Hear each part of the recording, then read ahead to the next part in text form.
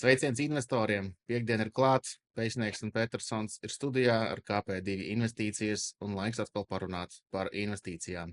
Kā vienmēr jāpasaka atruna, ka nekas šeit runātais nav jāuztver kā investīciju rekomendācija, un, ja kādas pozīcijas mēs arī konkrētas akcijas mīnam, tās var izrādīties, ka ir arī mūsu portfeļos.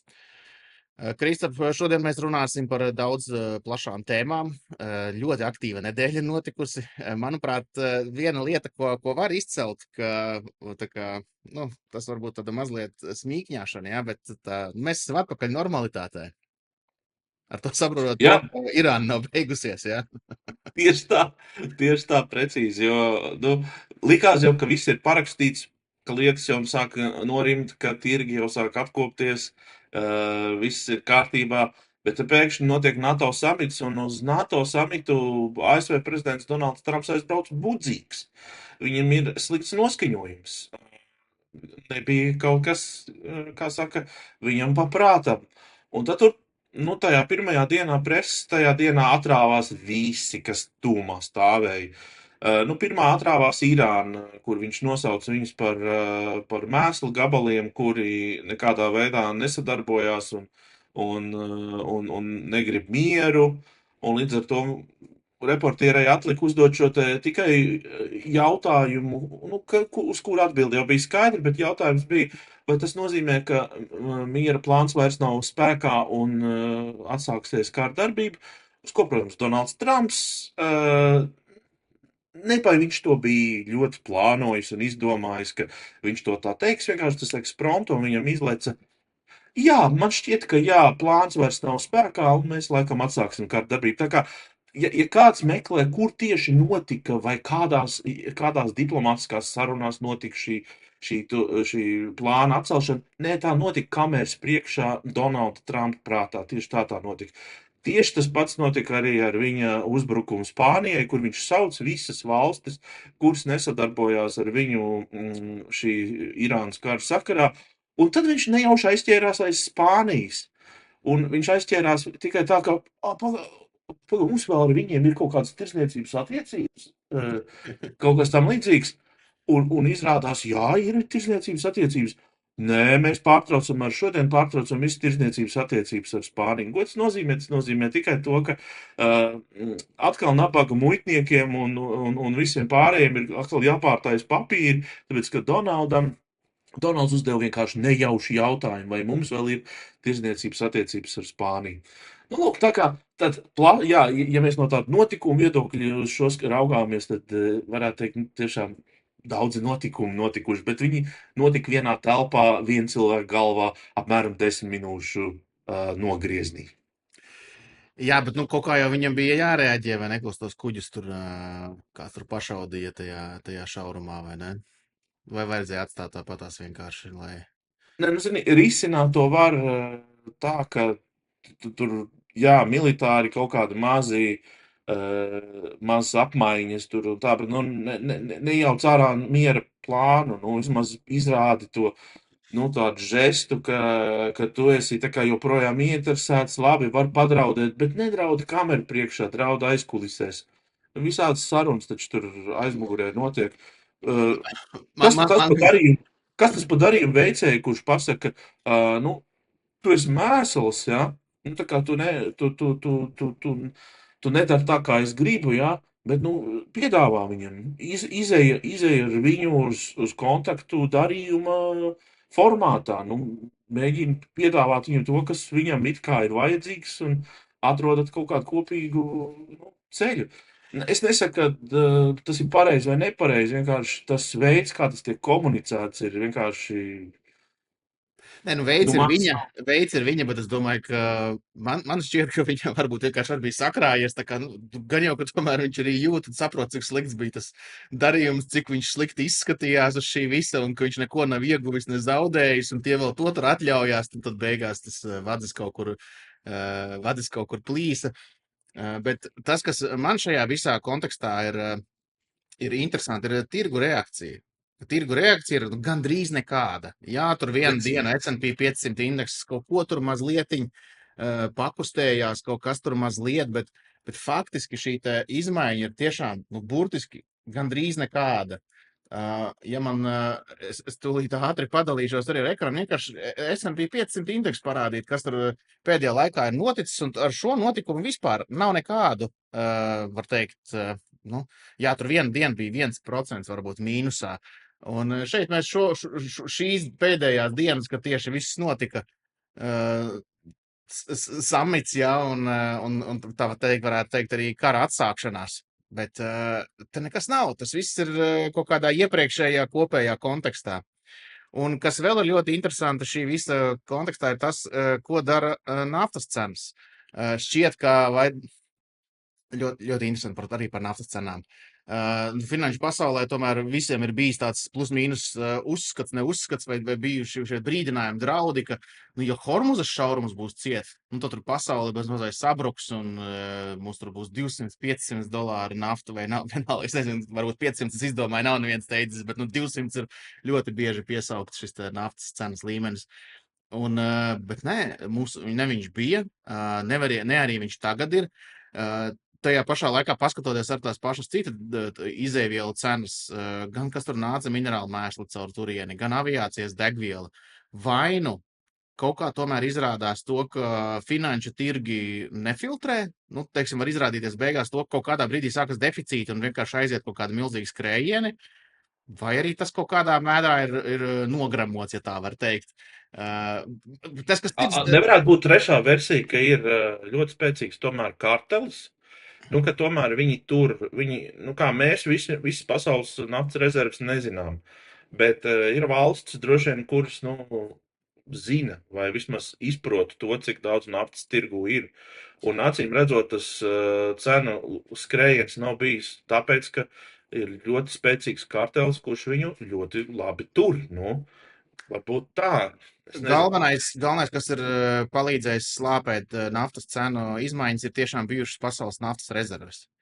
Un tās naftas rezerves, ja pirms kara sākuma bija 8 ar kaut ko miljardi barelu, tā kā tas ir gan komerciālās, gan valstu šīs strateģiskās rezerves, tad tur esot daži 100 miljoni bareli esot no šī kopējā noēsti. No šīm rezervju apjoma. Nav arī bijis tā, ka visu zaudēto vajadzēja aizstāt, jo pie momentāna šīs cenu pieauguma un pie fiziska deficīta atsevišķās vietās vienkārši bija pieprasījuma iznīcināšana, ja tā varētu teikt, vienkārši tev nav ko patērēt, ja tev neatved, ja? Tā kā tur bija Indijā, ja, ka tev neatved propānu gāzi, tad tu necep uz propānu gāzes ēdienu, ja, lai cik tas skumji nebūtu. Un ka lielākā daļa no šī te visa efekti ir bijis tieši uz naftas rezervju rēķina. Līdz ar to tiešām vēl joprojām tas ir ļoti aktuāli, cik tas šaurums būs vaļā, vai viņš nebūs vaļā, kādā mērā būs vaļā, jo kaut kādā mērā turpinās ēst no rezervēm, bet esot 6 ar kaut ko miljardi barelu tā naftas produktu ekvivalents, tas līmenis, pie kuriem sākoties tehniski izaicinājumi, ka tur nevar netur strauji, vai kaut kas ir jāuztur tikai tāpēc, lai būtu. Un tāpēc varbūt vēl ir dažus mēnešus var šādā pašā garā turpināt, un cenas turpatās arī būtu, bet ja tas šaurums būtu ciet gadu, 2, tad, ja ar tādām svārstībām tagad. Un pat īstenībā, kas ir ļoti svarīgi piebilst, tas, ka arī tajā brīdī, kad viņš bija teorētiski vaļā, tās plūsmas vēl nebija atgriezušās. Vēl joprojām neticēja. Tur bija arī ziņas par to, ka, piemēram, Japānas pārvadātāja kuģi, viņi tad, kad jau bija tāds plašāks, viņi tikai tad sāka gatavoties. Un viņi vēl gaidīja, un tad bija tāds moments, ka viņi vienkārši daudzus kuģus tā kā vienlaicīgi aiziet, tagad mēs vedīsim, ja, bet es nezinu, vai viņi paspēja izbraukt, jo viņi tieši negribēja riskēt, ja, tev dārgs aktīvs, 10 vai 100 miljonu dolāru vērts kuģis, kuģotāju dzīvības un tam līdzīgi. Un krava vēl virsū arī ļoti dārga. Un ar to vienkārši negrib riskēt. Un negāja cauri, un paskatījās tajā periodā, kas bija līdz atkal šī eskalācijai, tad vidējais šis dienas kuģu apmērs, viņš sasniedz apmēram 3/4 vai 1/4 daļu no tā, kas agrāk bija norma. Pat ar to, ka teorētiski viņš bija vaļā. Līdz ar to, jā, bet interesanti tiešām ir tas, ka šīs reakcija ir ļoti slāpēta. Tas var liecināt par to, ka tirgi vai viņas ir ieraudzījuši to, atkal tirgus kā mehānisms diskontējis to, ka varbūt tam nav nos tik svarīga ietekme. Nākamais potenciālais ir tas, ka varbūt ir tā, ka tūlīt atkal būs nākamais darījums, tūlīt atkal viņi kaut ko vienosies. Kaut gan es nezinu, mana tā tēzā, ka pamata jautājums nav atrisināts, kāpēc tur gāja. Un es domāju, kamēr tas pamata jautājums netiks atrisināts, un Irānā es domāju, ka viņi visu laiku mēģinās uz kaut ko spiest, un viņi ar šos visus datus redz, viņi nedzīvo kaut kur tur, es nezinu, alas laikmetā to, ka viņi to informāciju neredzētu pasaulē. Es domāju, pārējā pasaulē diezgan novērtē to, cik viņi spēcīgi ir noturējušies, cik viņi labi īstenībā ir, nu, ņemot vērā to, kāds ir bijis gan tur uzbrukums, gan Amerikas visa jauda un spējas, un to, ka viņi var to šaurumu noturēt. Ja? Es domāju, tā pretējā puse, kas ir rietumu pasaulē, tie tāds skatās, var arī šādi, ja? Var arī šādi. Ne, es piekrītu tev par to, ka viņi turēs līdz galam, vismaz tās kodola ambīcijas turēs līdz galam, jo padomā no tā drošības viedokļa, ja Irāna apslāpē savu kodola programmu, nu viņi tā kā, nu viņi tā kā faktiski padodās rietumu pasaulē vai Amerikai. Viņi saprot, ka viņiem ir jātur tie kodolieroči vienalga vai publiski vai slepeni vai kā, bet tā programma ir jāturpinās. Nu, acīm redzot, tās amerikāņus neapmierinās, un šis konflikts turpināsies ilgi vēl pēc Trumpa. Jā, un tad redzēsim, kas notiks tālāk ar izēvielām. Skaidrs, ka kamēr vien ir kaut kādi šie te pudeļu kakli, ja ir deficīti potenciāli, tad kopumā tas tomēr spiež uz inflāciju. Un tas atkal augstāka inflācija, augstāks procentu likmes, tāpēc īstenībā tās akciju cenas tāpēc reaģēja. Nevis tāpēc, ka tur būtu kaut kas atsācies, bet bija tāds, tūlīt tās atkal nafta būs augšā, tātad voršs cels procentu likmes, un tāpēc akcijām sliktāk, ja? Bet nevis tāpēc, ka tur būtu kaut kādi citi šie te iemesli. Bet nomainam uz vietējo. Man gribās mazliet sakustināt vietējo tirgu. Tie, kas skatās, neuztverēt to kā mēģinājumu kaut ko ietekmēt tādā ziņā. Tieši otrādi, mēs esam ļoti ietekmīgs raidījums, tāpēc mēs gribam sakustināt tirgus, paskatīsimies, vai tas izdosies. Sakustināt. Un tādā ziņā es gribēju iedot vienu, tā teikt, piču. Ja? Tie, kas ir mans apstākļu lasītāji, tie par to jau ir dzirdējuši labu laiciņu atpakaļ, bet tā kā tie nebūtu nav visa Latvija un kopumā mūsu auditorija šajos kanālos, kur jūs mūs redzat un dzirdat, ir gana plaša. Es domāju, ka jūs esat varbūt palaiduši garām vienu akciju vietējo no Latvijas, kur ir īstenībā ļoti interesantas lietas notikušas, un manā skatījumā šī akcija ir kļuvusi ļoti pievilcīga, bet cilvēki vienkārši par to nezina. Un tā ir Agrova Baltics, jeb iepriekš APF Holdings. Atkal šie nosaukumi neko nepasaka par to, ko tas uzņēmums dara, vai ne? Nu, patiesībā, jā, un vēl, ja tu pakavēsies mazliet, viņiem arī patiesībā ir diezgan interesanta tā struktūra. Agrova International, Agrova Baltics, APF Holdings, tad tur ir vēl kā viņš saucās, kā investments vai kaut kā. Var sakot, viņi ir tās salikti diezgan tādā interesantā kombinācijā, bet mēs runājam par Agrova Baltics, kas dara konkrēti ko? Jā, mēs runājam Agrova Baltics, tas ir olu ražotājs, ja, tad viņiem ir vistas, Alūksnes putnu ferma bija vēsturiskais šis te vai nosaukums vai arī atrašanās vieta ar uzņēmumus, kas pirms dažiem gadiem startēja biržā. Un kāpēc es šobrīd gribu šo uzņēmumu izcelt? Tāpēc, ka viņi, ejot biržā, viņi solīja to, ka viņi piesaistīs naudas līdzekļus un arī piesaistīs papildus finansējumu un uzbūvēs jaunus, tā teikt, cehus, jeb novietnes kūtis, kur turēs vistas un palielinās savus ražošanas apmērus. Bet es tev palabošu, tas bija APF Holdings, kurš to solīja darīt. Nu, Agrova Baltics ir vienkārši pārveidots vārds no APF Holding uz Agrova Baltics. Tam es saprotu, iemesls ir tāds, ka viņi ir sākuši iet vienkārši starptautiskos tirgos. Tā, vai ne? Jā, par to mazliet atsevišķi, bet šeit no sākuma par šo vietējo uzņēmumu. Tas varbūt pēc tam viens mīnusiņš, jā, par šo te starptautisko. Bet tad šo te vietējo, tad, kad viņi devās biržā, viņi apsolīja, ka viņi būvēs, nesolīja, bet tāds bija šis, kāpēc vispār piesaistīt līdzekļus. Ja līdzekļus piesaistīja, tā teikt, cehus, jeb novietnes uzbūvēja. Pagājušajā gadā viņi palaida pilnā apmērā, un to uzreiz varēja ieraudzīt finanšu datos. Te mums ir viens vietējais uzņēmums, pārtikas preču ražotājs vai lauksaimniecības, kā viņi tur varētu abos sektoros ieskaitīt. Pagājušajā gadā viņi ir audzējuši apgrozījumu par vairāk nekā 90%. Nu, ņemot vērā šīs ražošanas jaudas pieaugumu, pie tam tas nebija vēl izmantots pilnībā, jo tikai vēl nepilns gads bija. Tā kā viņiem bija lielāks apjoms un arī bija labi viss nomenedžēts, viņi pagājušajā gadā strādāja ar labu peļņu. Viņi pagājušajā gadā uzrādīja peļņu 5,1 miljonu eiro, un tas ir pie tirgus kapitalizācijas 30 miljonu eiro. Mēs uzreiz varam tie, kas domā šajos rādītājos PI, jeb cenas un peļņas attiecību, mēs uzreiz nonākam pie rādītāja starp 6 un 5. Tā kā uzņēmums ar ļoti strauju izaugsmu, ja viņi nevarēs atkārtot to izaugsmu 90% katru gadu, tāpēc katru gadu 3 novietnes klāt nepieliksi. Bet tas jau ir noticis. Līdz maksimālajam jaudu šim pielietu izmantošanai ir vēl daži 10%, kad, manuprāt, tur bija 23, es biju rēķinājis. Un viņi ir uzsākuši nākamā investīciju programmu, kur viņi nākamgad plāno vēl 3 šīs novietnes palaist. Tā kā tur atkal pēc tam ir maksimālais ražošanas jauda apmērs tiks palielināts par 55%. Nu, var tikt līdz palielinās 55%. Un tā tad ir uzņēmums ar apgrozījumu izaugsmu, ar apgrozījumu izaugsmu potenciāli nākotnē. PI ir zem 6, viņš ir pelnošs, un viņš ir šajā stabilajā jomā, kas ir pārtika lauksaimniecība. Un nu pat viņi vēl paziņoja, ka viņi maksās arī dividendi. Un tādā ziņā, ka tas nav kaut kāds skaļš PR paziņojums, bet šīs lietas ir jāmeklē mazliet dziļāk. Viņi biržā nopublicēja paziņojumu, kurā bija sasaukta akcionāru sapulce, un akcionāru sapulces lēmumu projektu starpā bija arī jautājums par dividendžu izmaksu. Un sagaidāms, ka šī dividendi arī būs 6 ar kaut ko procentu, atkarīgs no tā, kāda ir šī akcijas cena.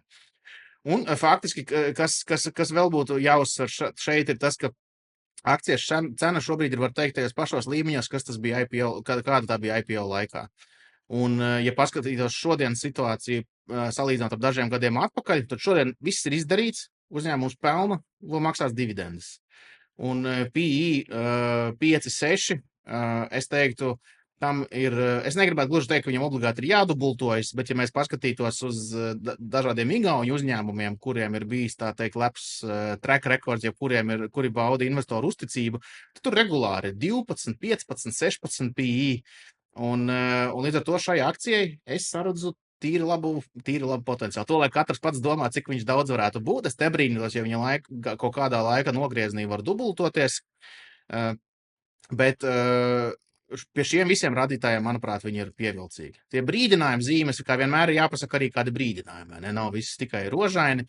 Bet brīdinājuma zīmes ir tādas, ka biržā ir salīdzinoši zema aktivitāte, jeb likviditāte, un tādā ziņā to, ka investori savām akcijām nemainās savā starpā. Es domāju, tas mainīsies, ja cilvēks sāks aktīvi viņas pirkt pārdot, ja tad vienkārši šī likviditāte pieaugs, ja cilvēks sāks, kāds gribēs nopirkt, kāds gribēs piefiksēt peļņu, un šādā veidā arī šīs likviditāte pieaugs, bet šobrīd, ja gribās to akciju iegādāties, tad jāskatās ļoti uzmanīgi ar limitu orderiem, lai mēs paši vienkārši nenopērkam par dārgo, jo tās akcijas biržā nopirkt var.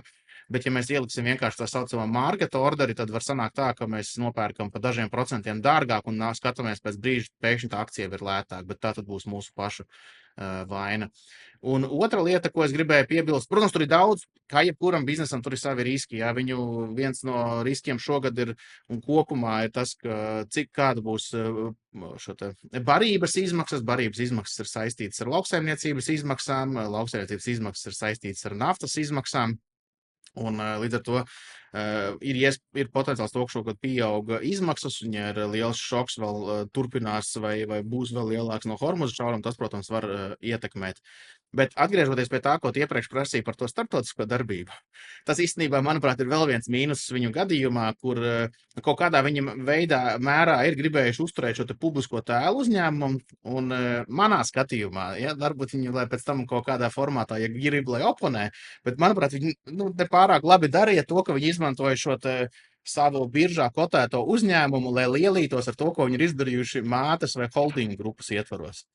Jo patiesībā līdz šim nav īsti saprotams, kādā veidā tas vispār ietekmē šo Latvijas uzņēmumu. Jo tā, kad tu pēc akcijas Agrova Baltics, tu pēc to, kas ir Latvijā.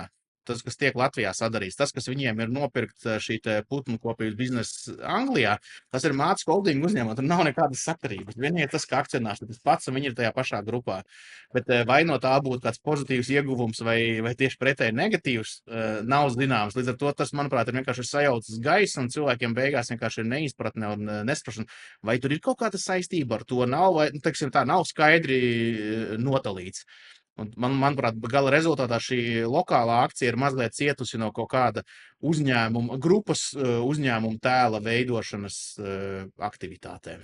Man tā gribētos. Jā, tieši es gribēju apskatīties, kā tā grupa ir salikusies, un tad tu man pateici priekšā par to, ka Agrova Baltika nav iekšā tas Agrova International, ka viņas tomēr ir kaut kā atsevišķos zaros.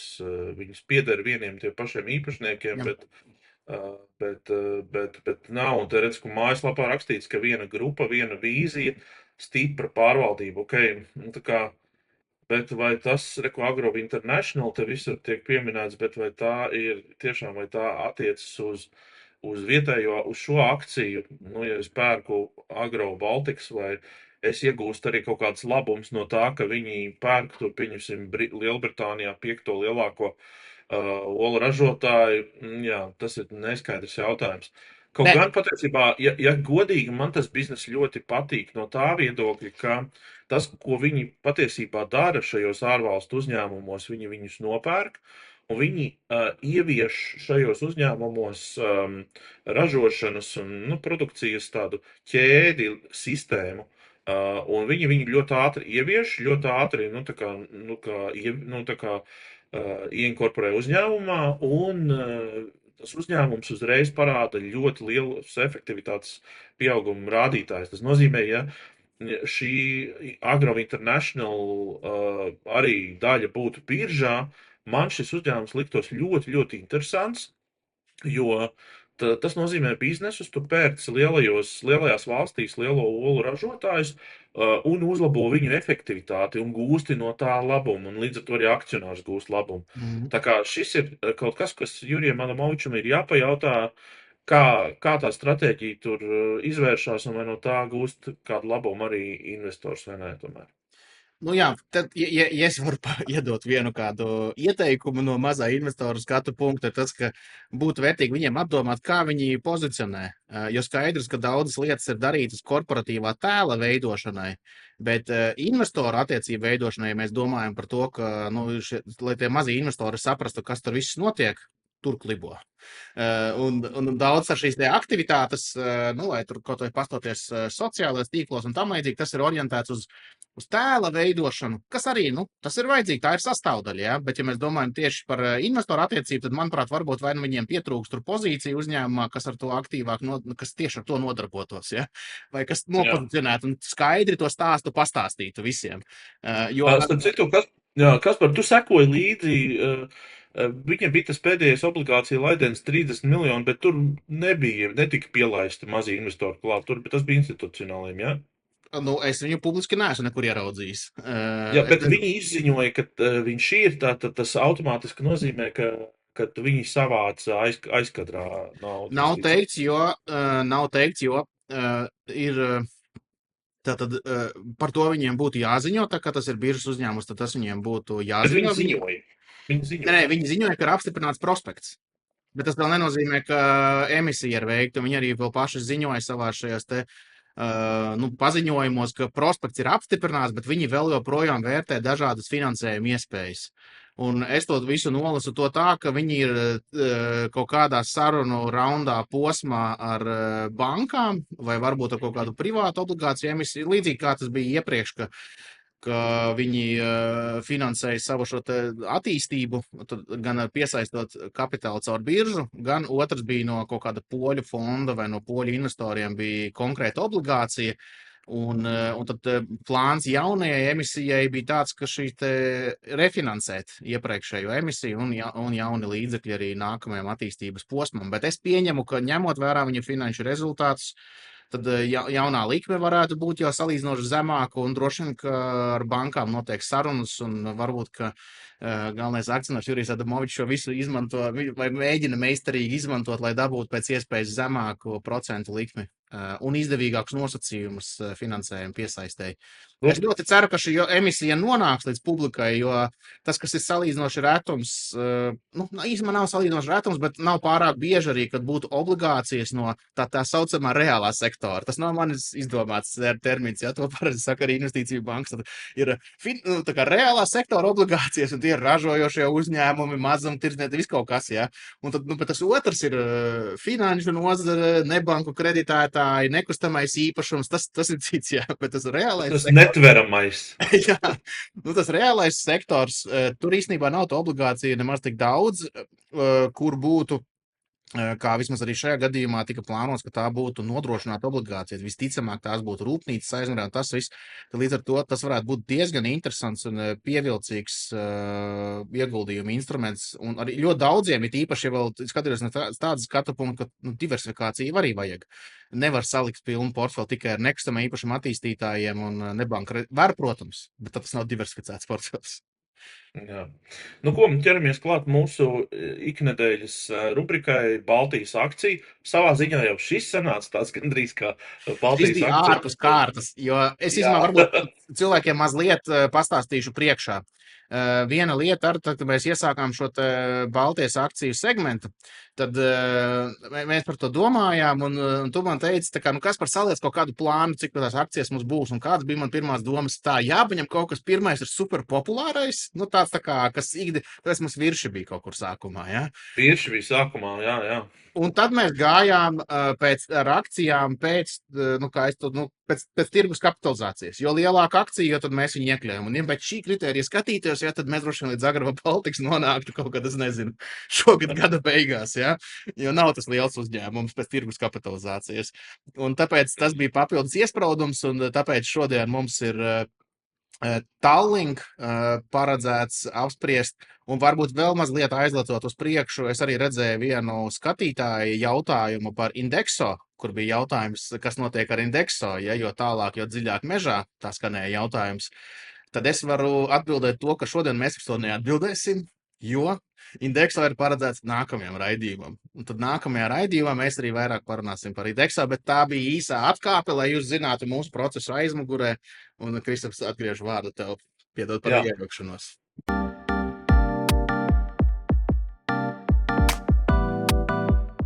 Runājot par Tallink grupu, man jāsaka, ka Tallink ir divas lielas nozīmes. Pirmkārt, tas ir vēsturiski labi iesakņojies uzņēmums Igaunijā, kura tāds sākums meklējums ir pat 89. gadā vēl pat Padomju Savienības darbības laikā.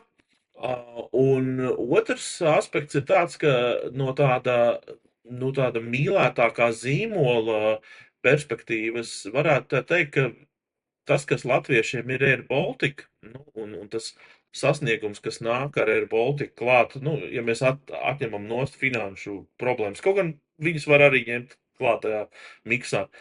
Tieši tas pats uzņēmums Tallink grupa ir Igauniem. Tā kā viņi tā uz to emocionāli skatās, viņiem liekas, ka tā saite ar Somiju lielākoties ir pateicoties tam, ka viņiem ir ļoti laba jūras satiksme. Tātad jūs jau nojaušat, un tie, kas varbūt jau ir kādreiz izmantojuši Tallink pakalpojumus, zina, ka tas ir vadošs pasažieru un arī kravu pārvadātājs Baltijas jūras reģionā. Galvenā mītne atrodas Tallinā. Uzņēmums darbojas ar vairākiem zīmoliem. Ir Tallink, ir Silja Line. Viņi apkalpo maršrutus Igaunijā, Somijā, Zviedrijā.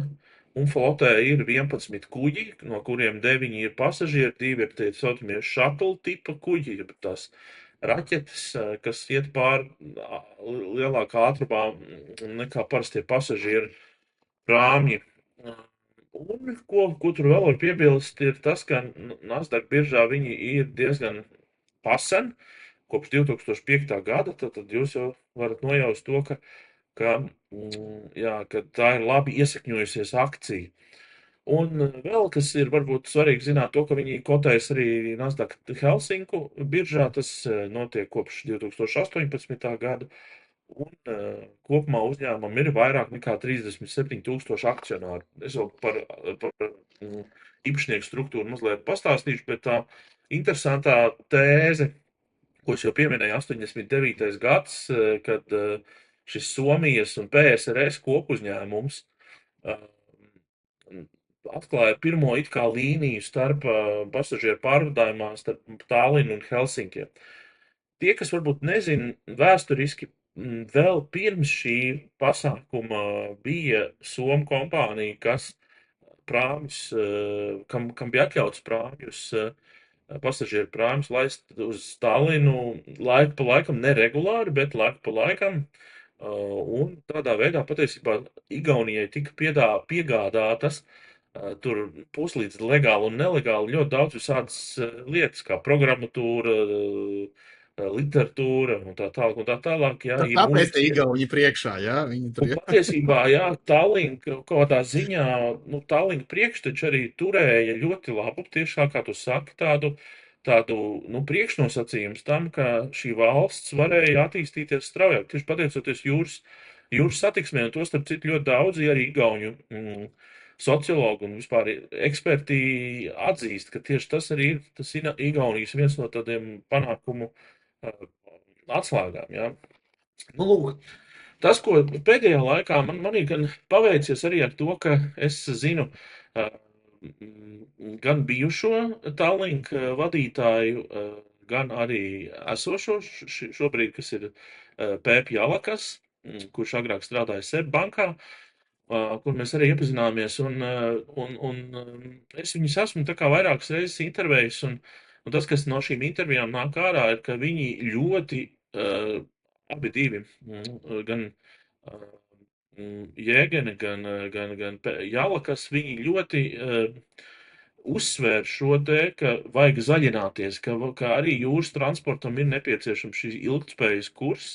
Viņš ir ļoti dārgs, viņš ir ļoti īstenībā šajā konkrētajā brīdī ekonomiski nepamatots, bet viņi var redzēt, ka jau kaut kādus, vairākus gadus mēģina akcionāriem un arī sabiedrībai pārdot to, ka šis ceļš ir jāiet. Un ko tas nozīmē? Tas nozīmē, ka principā ir jāpārbūvē visu lielo prāmju dzinēji, jā, tur ir, uz gāzi, tā kā LNG, tas ir viens variants, bet tur jau runā arī par hidro un ko tik vēl nē. Un tie, kas būvē šos jaunos prototipus dzinējiem, tādas kompānijas jau nav daudz, un Vācijā lielākā kuģu būvētava ir tā, kas ar šo eksperimentē, un arī Dānijā ir viena kompānija. Sakot, viņiem ir tāds, kā lai saka, ja pieņemsim, citās nozarēs ir ļoti plašs piegādātāju loks, un tu līdz ar to tu vari mazināt riskus, tāpēc, ka tu pārlec no viena piegādātāja uz otru, un tu vari vienkārši saglabāt visādas tās savas tirdzniecības ķēdes, un gan vienā, gan otrā virzienā, tad šajā gadījumā tas tā īsti nav, un ar to vienkārši ir jārēķinās arī investoriem, ko es varētu varbūt pieskaitīt pie viena no riskiem. Tie, kas varbūt skatās optimistiski uz akciju Tallink pusē, tad es teiktu, ka joprojām tas ir vadošais pasažieru un kravu pārvadātājs Baltijā, un līdz ar to tirgus daļa un arī status ļoti daudz ko šajā jomā nozīmē.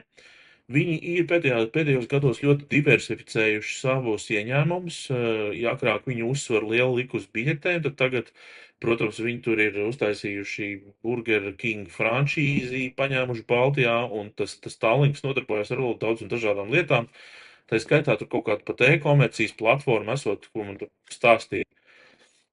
Viņi tomēr ir modernizējuši, pakāpeniski, bet tomēr modernizē to floti, un kas ir interesanti, ka šīs LNG, gan dzinēji, gan vēl vispārējie, viņi pēc būtības ir tikuši priekšā saviem tuvākiem konkurentiem, piemēram, tur Dānijā vai Nīderlandē vai kā, kas nozīmē, ka viņi no industrijas viedokļa tiek uzskatīti kā moderni ieviesēji. Un, protams, viņiem līdzīgi kā arī Air Balticam, tad, kad ir labāk kaut kur nofraktēt un kuģi citām vajadzībām, jā, teiksim, viņi arī padara šo biznesa modeli pietiekami elastīgu un vai nu tad, ja kuģis ir dīkstāvē vai var labāk nopelnīt citos reisos, viņi arī iznomā un izmanto čārteros un tādā veidā rada tāds stabils papildus naudas plūsmas kompānijai. Jāsaka godīgi, no sliktās pozīcijām, ja mēs skatāmies, um, nu, mums ir pietiekami vājš tas makroekonomiskais fons, un te es runāju par Igauniju un Igaunijas valdību un Igaunijas vispār spējām.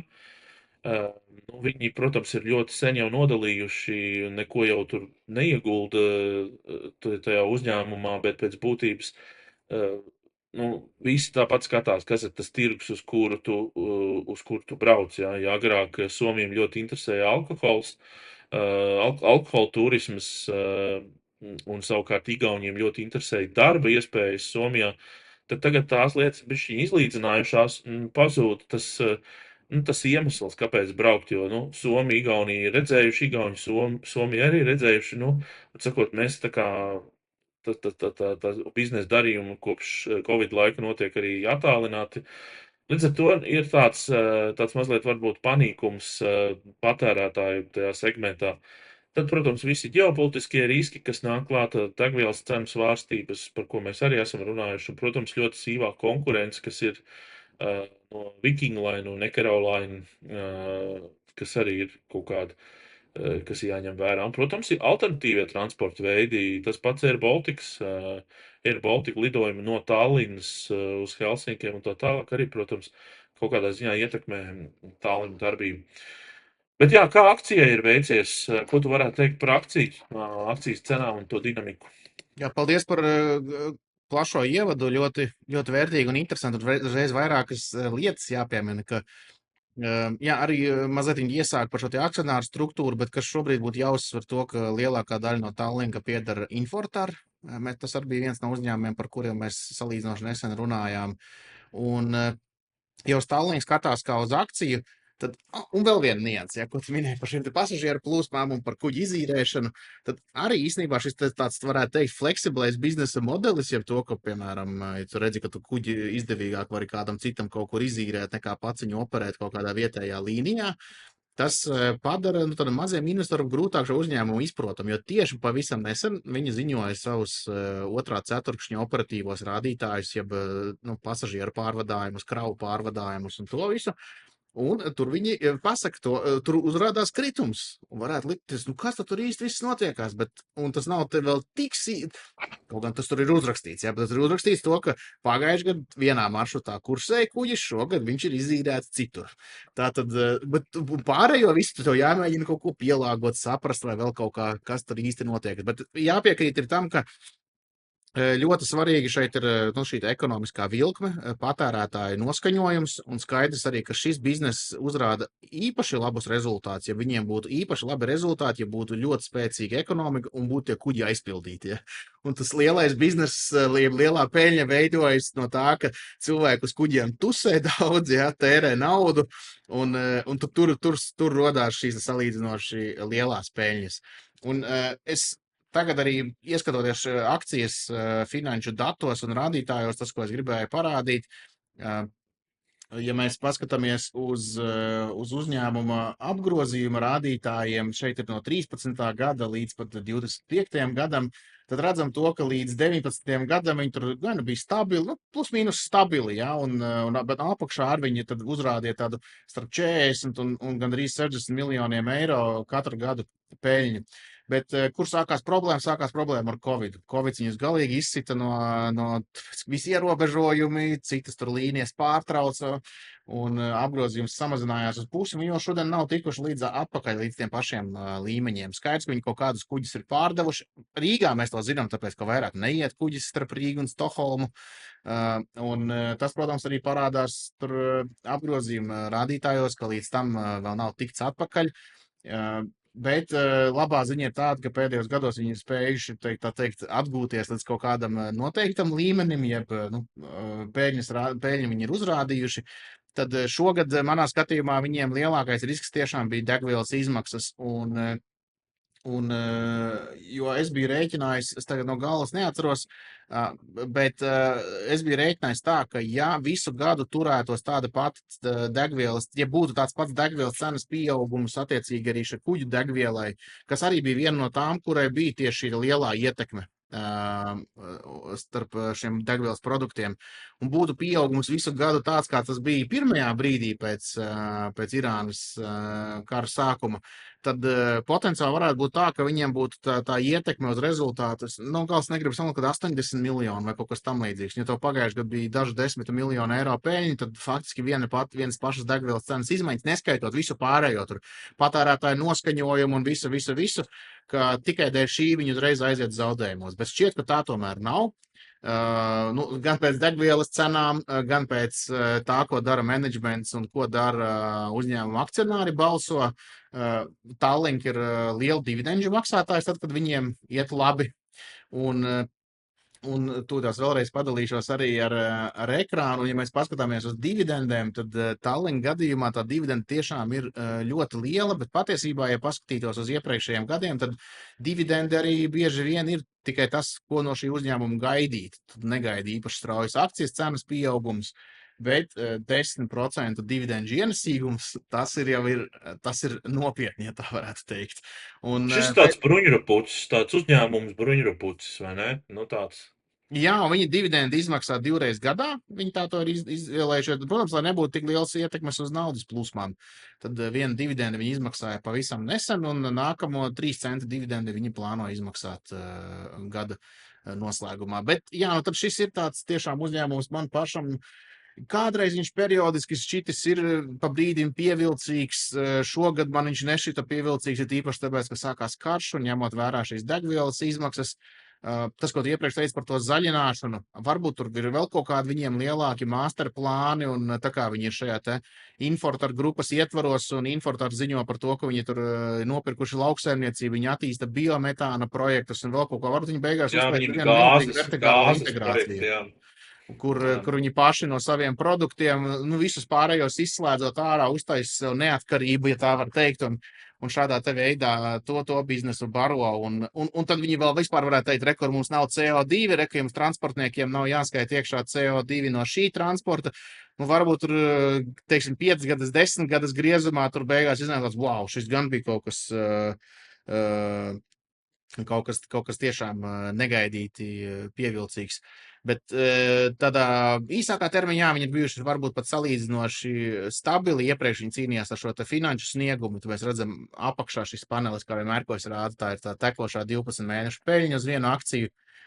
Pēdējos mēnešos tur bija kāpumi, bet tagad es ļoti nepacietību gaidu, kādi būs otrā ceturkšņa rezultāti, jo tie faktiski atspoguļos, kāds tad ir bijis, kāda ir bijusi, faktiskā darbība šobrīd. Skaidrs, ka ja viņiem ir kaut kādi ilgāki līgumi, kaut gan es biju iepriekš atradis to, ka viņi bija kaut kur teikuši, ka viņi nehedžē savas degvielas izmaksas. Tad varbūt, ka otrajā ceturksnī ir kaut kāds lielāks sitiens par šo jomu, bet ņemot vērā, ka cenas ir atgriežušās principā uz pirmskara līmeņiem, tad uz priekšu atkal varētu būt gludāka kuģošana. Bet šis signāls no vadības un akcionāriem, ka viņi ir gatavi un uz priekšu maksā dividendes, tas man liecina par to, ka viņi īpaši satraukti par šo nav. Viņi noteikti, es domāju, par to domā un strādā un gatavojas, bet tā, ka viņi būtu ļoti satraukušies par to, tā, manuprāt, nav.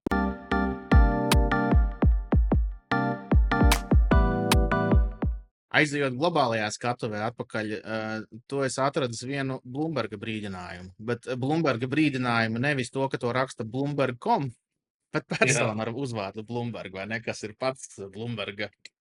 Jā, tieši tā. Man uzmanība vienkārši piesaistīja. Tas nav nekas varbūt tāds, kas varbūt ikdienas investori ļoti skar un aizķer, bet tā kā es arī veidoju ekonomikas apskatus un man interesē viss, kas ir par un ap ekonomiku.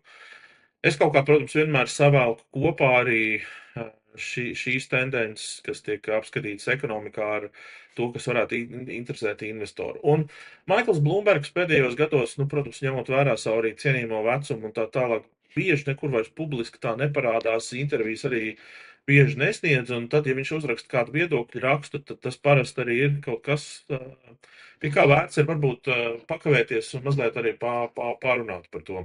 Atsakot, Maikls Blumbergs šobrīd brīdina par to, ka attīstīto valstu parādu, uzkrāto parādu problēma, viņuprāt, tuvojas bīstamam punktam. Daudzuprāt, jau tur tie punkti ir sasniegti, pārsniegti, bet, Blūmbergs vēl tā kā saka, ka tas viss vēl tuvojās. Protams, ka pandēmija. Pandēmija bija tā, kas parāva vaļā lielo maisam to galu vaļā, un ja mēs atceramies, ka mēs runājam savā laikā par to, kāda būs pandēmijas tās ļaunākās ietekmes, tad valstu parādi it kā tur bija starp tiem, bet tie nebija tur tā kā augšgalā. Un Maikls Blumbergs uzskata, ka tā viena no lielākajām traģēdijām, ko pandēmija būs izdarījusi, būs parāvusi vaļā šo valstu parādu spirāli, un šīs te ilgstošas deficīta politikas vadības parādi esot šobrīd pieauguši līdz līmenim, kas apdraud arī tirgu stabilitāti, tā viņš uzskata. Kāpēc tas tā ir? Tāpēc, ka Amerikas Savienotās valstis jau nākamajā gadā maksās tādu apkalpošanā $1 triljonu gadā. Tas ir $1 triljons, kas nenonāk veselības aprūpē, kas nenonāk pie policistiem, pie ugunsdzēsējiem. Bet alkatīgo investoru kabatās. Jā, bet pat ne alkatīgo, bet tie, kas vienkārši aizdeva valstī. Viņi paši kā sev aizdeva daudz, bet, lai tā būtu, alkatīgo investoru kabatās, kā Kaspars formulē. Redz, un tad var sakot, tas, par ko viņš brīdina, tas brīdinājums ir tāds, ka šoreiz krīzes gadījumā varētu nebūt tā saucamā pēdējā glābēja, jo pati valsts var kļūt par problēmu savūtu, un līdz ar to, tā kā visu laiku tie griezti arī budžetam tiek paaugstināti, ka var pienākt šis svirs efekts, un tam vairs nebūs nekāda, kā saka, jēga, jo visas finanses sanāks kopā tā, ka tu redzēsi, ka tev pat īstenībā nav vairs jēga pacelt tos griestus pēc būtības, jo tu vairs nevari atļauties samaksāt parādu apkalpošanu. Un tur īpaši, protams, viņš tajā rakstā brīdina pensiju fondus, hedge fondus, visādus tos, kas arī tos atvesināto instrumentu izmantošanu, par ko mēs arī ar Kasparu esam te runājuši, ka tas viss to krīzi tikai pastiprina, un arī šis te nebanku sektora šobrīd vājums Amerikā, par ko runā, it kā arī kaut kas tāds var pieliet tur ugunī vēl mazliet eļļu klāt. Kādi ir risinājumi? Risinājumi, viņuprāt, ir divējādi. Pirmkārt, ir jābūt stingrākai finanšu uzraudzībai, lai mazinātu šo piespiedu pārnešanas sistēmisko risku satricinājums. Un politiski grūtākais solis, protams, ir sakārtot publiskās finanses. Tas nozīmē ierobežot tēriņus un palielināt nodokļu ieņēmumus. Tas ir, kā saka, tas, par ko vienmēr visi ir runājuši, bet ko neviens nekad nav darījis. Un tagad redzot, protams, Trumpu pie stūres Amerikā, es arī kaut kā galīgi neredzu, ka kaut kas tāds varētu notikt. Tā kā tā. Rakstons, protams, ir brīdinošs, tas ir tāds, bet tas nav tāds, ka tas ir kaut kas fatālistisks, tūlīt tās apokalipse, nē, valdībām laiks vēl ir rīkoties, bet tas loks ļoti strauji aizvers. Tā uzskata Blumbergs, jā. Bet es piebildu. Jā, divi tā kā, kādi divi potenciāli risinājumi, jā, tu jau minēji, jā, tad viens ir izdevuma samazināšana, bet tad mēs atceramies kaut kādus laikus, kur Eiropā bija izdevumu, tā kā teikt, ierobežošana, samazināšana, kaut tur Vācijas scenārijs un tā skaitā Latvijas scenārijs ar izdevumu samazināšanām, un tur, kur uz vietas bija sajūta, ka tur žņaudz nos, nekas nenotiek un tā. Bet otra lieta, kā samazināt parādu īpatsvaru pret IKP? Inflācija. Vienkārši vajag lielu inflāciju, un tev tas parāds, kā tas ir bijis vēsturiski, parāds kļūst mazāks pret kopējo ekonomikas apmēru procentuālā apmērā, ja tev ir liela inflācija. Un tas, manuprāt, ir vēsturiski, tas arī droši vien ir pierādījies, ka tas ir bijis vieglāks ceļš nekā mazināt izdevumus. Un šķiet, un par to daudzos formātos jau ļoti daudz ilgstoši brīdina, un tad implikācijas, jeb kāds varētu būt vārds latviski, ko teikt. Jā, nu, ietekmi, jā. Jā, un ko tas nozīmē atkal no investoru skatu punkta? Jāskatās tās investīcijas, kas var pelnīt augstas inflācijas apstākļos. Augstas inflācijas apstākļos visticamāk daļa no cenu kāpumiem ir izēvielās, daļa no cenu kāpumiem ir akcijās, daļa no cenu kāpumiem ir nekustamajā īpašumā. Un, lai gan es pats gaidu to, ka varētu būt visādas korekcijas, un tas neizslēdz viens otru, un visādas nelielas vai lielākas Bet korekcijas. inflācija jau kas par arī nevar būt bezgalīgi tādā ziņā. Nu, tu vari risināt viņu uz kaut kādu laika periodu. Nu, labi, Nu, jā, bet es domāju, ka svarīgi jau to periodu. Ne, nu kā, nu tā inflācija jau var būt ļoti ilgi. Es domāju, ja pietiek pasties vēsturē to, ka vienkārši tas valūtas līdz galam īsti nekad tur nav pastāvējušas mūžīgi, un es nedomāju, kāpēc, lai būtu arī citādāk. Un inflācija beigās varbūt ir vieglākais ceļš, kā no tā visa tikt šobrīd ārā.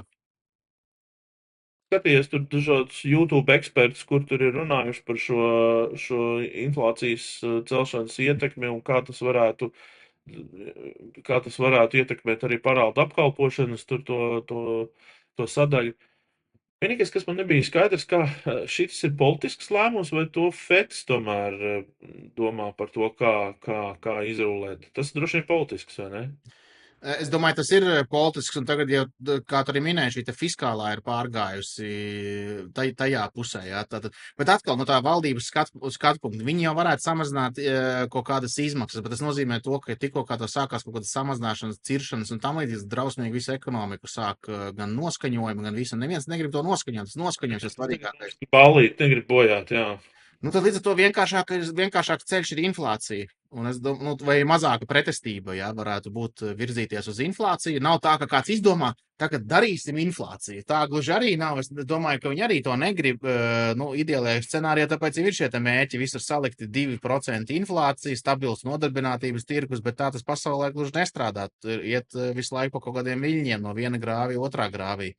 Un ilgu laiku ir bijusi šī zemā inflācija, ir bijusi tiekšanās uz zemām procentu likmēm, tagad iespējams iet uz otru pusi.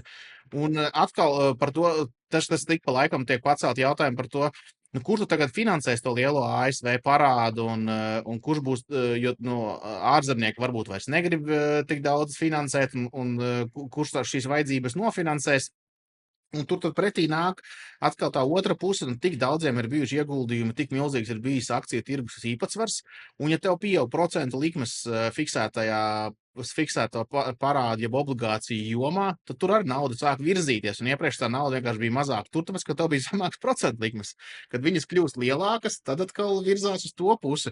Un tas viss nebūs ne vienkārši, ne viegli, visādas svārstības būs, bet es domāju, ka kādā mērā ir jau šie te jaunie laiki.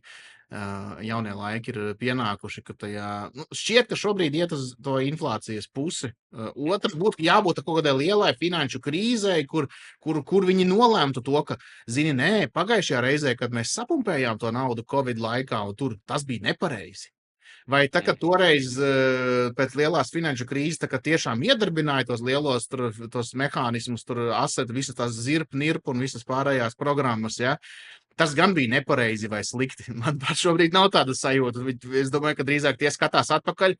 Nu, tad, kad tas viss notika, vajadzēja darīt ātrāk un stiprāk.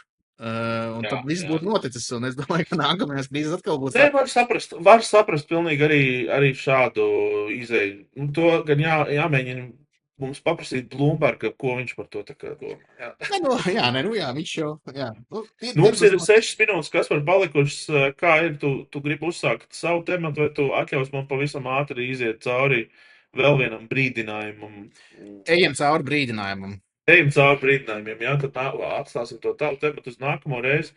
Es pavisam ātri gribu parādīt vienu interesantu. Man vienmēr ir patikuši tie saucamie tādi vizuālie raksti, kas ir arī Financial Times un vēl visādos izdevumos.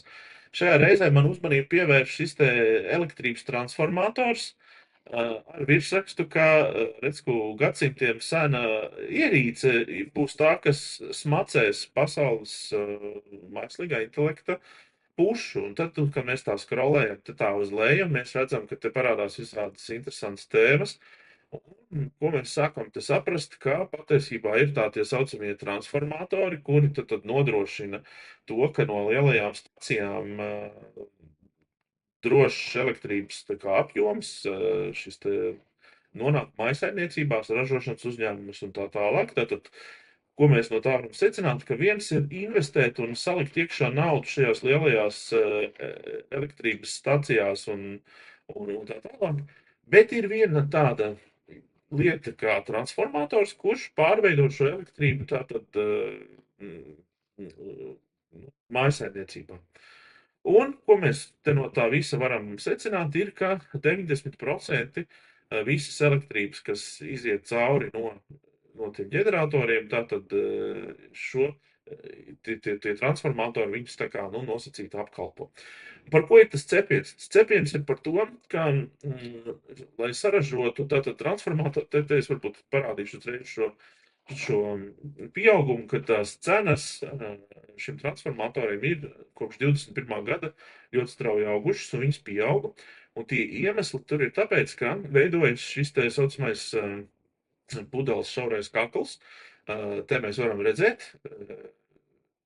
ir tās iekšā tās spoles, un ir tas saucamais core, jeb serde, kuras saražošanai ir vajadzīgs varš. Un varš, kā mēs zinām, arī ir kaut kāds, tāds tā kā elements dabā un arī rūpniecībā, kurš kaut kādā ziņā ir, deficīts. Viņu nevar tā vienkārši tā jebkurā vietā iegūt un jebkur, kā saka, pārstrādāt un tā tālāk. Te mēs tajā rakstā, es viņu varbūt tagad vienkārši tā brīvi scrollēju cauri, bet es varbūt iesaku jums visiem tā kā iet un paskatīties, kā te ir izpētīts tas, cik ļoti daudz tas varš tiek izmantots, kur viņš sadalās, cik daudz procentuāli aiziet tajos transformatoros, un pēc būtības, cik ļoti tā izejviela kā tāda ir kritiska, piemēram, mākslīgā intelekta izrāvienam, ja. It kā, mēs jau par to esam daudz runājuši, par to, ka ir kaut kādas tātad šīs te tēmas, lietas, kuras var potenciāli būt kā pudeles šaurie kakli, un varbūt, es tā kā nesaku to kā investīciju rekomendāciju, bet es vairāk tā kā pats ar sevi runāju, ka viens ir likt gala produktos iekšā naudu, mēģināt, tā kā betot uz to, ka būs izrāviens mākslīgajā intelektā.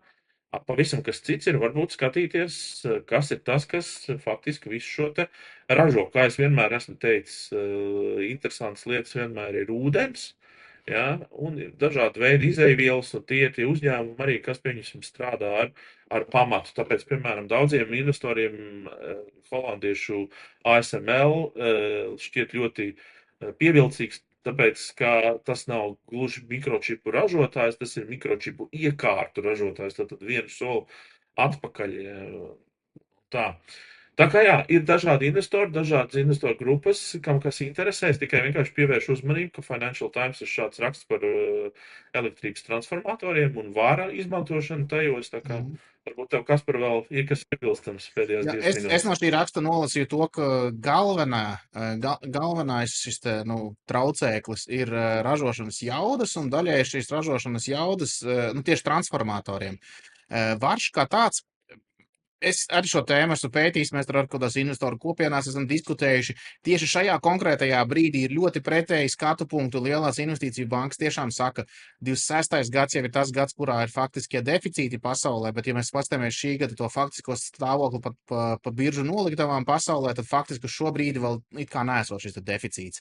Varam, bet tādā 3-4 gadu griezumā, jā, varētu būt deficīts, tad attiecīgi tā varētu būt pievilcīga investīcija, bet tieši šo te transformatoru jomā, ka lielais šis pudeles kakls ir tieši ražošanas jauda, saražo transformatorus kā tādus, un te mēs nerunājam par tām mazajām kastītēm, ja, te mēs runājam par 10 tonu vai pat vēl lielākiem šiem lieliem transformatoriem, Un ka tur šis izaicinājums ir tāds, ka diezgan daudz vēl joprojām manuālais darbs, nu, ja vienkārši vajadzīgs ir spēcīgs, zinošs rūpnīcas darbinieks, kurš arī šos te vara tina apkārtam kaut kādā tur noteiktā apmērā. Un tad līdz ar to tie izaicinājumi ir ražošanas jauda, un arī lielie uzņēmumi negrib pārinvestēties, lai viņi jaunu ražošanas jaudu veidošanā, zinot, ka kopumā viss iet cikliski, baidoties no iepriekšējām fāzēm, un vienlaicīgi darba spēka trūkums.